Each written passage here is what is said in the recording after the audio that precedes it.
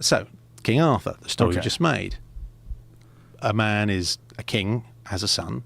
The son, the father runs into a bit of aggro.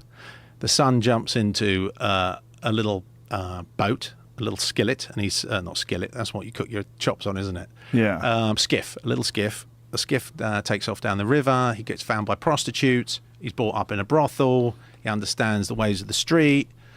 He becomes a king on the street.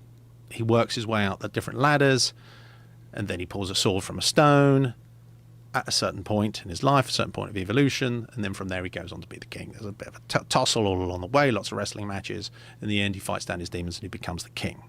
So what's the significance of this narrative? That every man in himself is aristocratic, that he is his own king. He takes a sojourn into the material world, has to climb up all the different rungs on the ladder, and ultimately has to return to himself.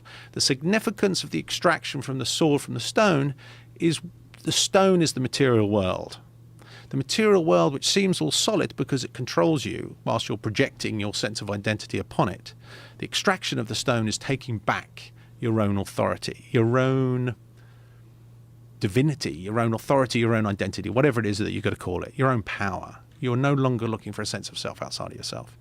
And then you have to face the demons that you've created in your history by facing them and fighting them and owning them. You put them in the face of who you are, and that's a wrestling match.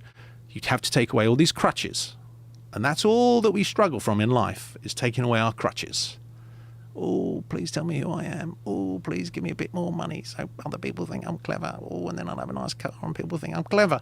You've got to take away all these crutches and stand as the man that you are, and you're liberated from your whole thing. So that is the story of King Arthur. But it's not just the story of King Arthur, it's the story of all narrative.